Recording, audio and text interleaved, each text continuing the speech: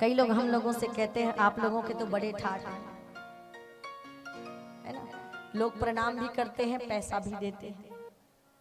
उनसे मैं कहती हूँ कि भाई जितना मुझे पैसा मिलता होगा, मेरी मेहनत के बदले जो मेहनताना मिलता होगा, जो मानदेय मिलता होगा, उससे 10 गुना मैं देने के लिए तैयार हूँ। 1 महीने के लिए घर छोड़ दो। कितने लोग तैयार हैं? 1 महीने के लिए घर छोड़ना पड़ेगा। 4 जनवरी से लेकर अभी तक मैं घर से बाहर हूं। घर में 2 शादियां हो गई, मैंने अटेंड नहीं की। भतीजियों, आप तो मायके न जाने मिले थे, शादी में लड़के चली जाओगी। कितने लोग नाराज हो जाते हैं, कितने लोग रूठ जाते हैं कि हम उनको समय नहीं दे पाते। बच्चे नाराज हो जाते हैं, घर वाले नाराज हो जाते हैं। आप लोगों के पास समय नहीं होता कि ये राह नहीं है फूलों की, कांटे इस पर भी मिलते हैं, लेकर दर्द जमाने के बस हिम्मत वाले चलते हैं।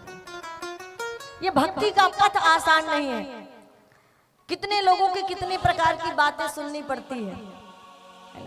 कोई कहता है लालच के कारण, कोई कहता है और किसी के कारण से, कोई ना जाने कितने ताने, कितनी बातें सुननी पड़ती है लोगों की, कितने उलाहने सहने पड़ते हैं। सब कुछ त्यागना पड़ता है, सुख आराम चैन नींद भूख सब कुछ त्यागना पड़ता है, रिश्ते त्यागने पड़ते हैं। कई लोग नाराज हो जाते हैं, कई लोग रूठ जाते हैं, मनाना मुश्किल हो जाता है, तब कहीं जाकर ये भक्ति का पथ सस्ता है। इसीलिए कहा कि श्याम से दिल लगाना कोई मजाक नहीं है, और दिल से दुनिया को निकालना भी कोई मजाक नहीं है। जिन्होंने अपने घर का त्याग किया है मानवता के कल्याण के लिए, गांव-गांव गली गली जाकर जो सतपथ का रास्ता दिखाते हैं, जो आपके अंदर के ज्ञान की ज्योति को जलाना चाहते हैं, उन सब के लिए है ये कि भक्त को भगवान कभी हारने नहीं देते हैं। जीवन में कितनी भी मुसीबत आए, द्रौपदी को हारने नहीं दिया भगवान ने, अर्जुन को हारने नहीं दिया भगवान ने, लेकिन अर्जुन को युद्ध के मैदान में खड़े होकर दिखाया, ये तेरे चाचा हैं, ये तेरे ताऊ हैं, ये तेरे पितामह हैं,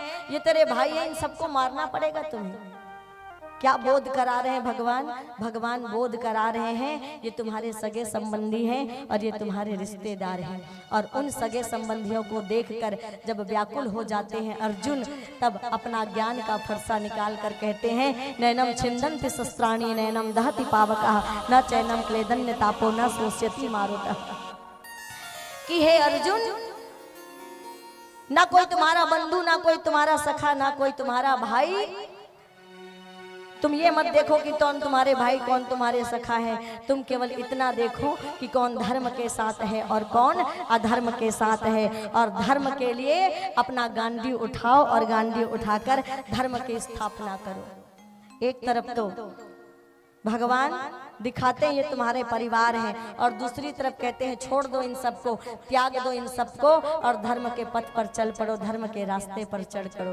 कि मुझे तो फकत तेरे कदमों की धूल चाहिए, कि जो चरणों में चढ़ चुका है वो फूल चाहिए।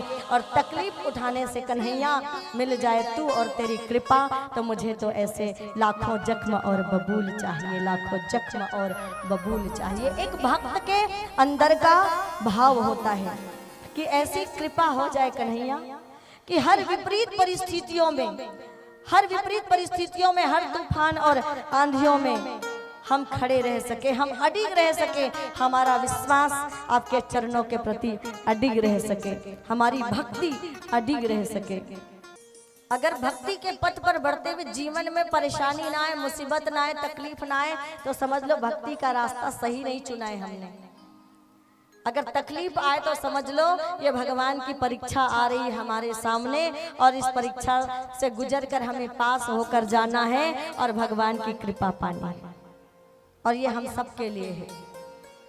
तो इस प्रकार से कि मुश्किलें दिल के इरादे आजमाती है, सुनिएगा कि मुश्किलें दिल के इरादे आजमाती है, कि स्वप्न के परिंदे क्या करती है, स्वप्न के पर्दे निगाहों से हटाती है। कि मुश्किलें दिल के इरादे आजमाती है, स्वप्न के पर्दे निगाहों से हटाती है। हौसला मत हार गिर कर ए मुसाफिर, कि हौसला मत हार गिरकर ए मुसाफिर, कि ठोकरें इंसान को चलना सिखाती है, कि ठोकरें इंसान को चलना सिखाती है।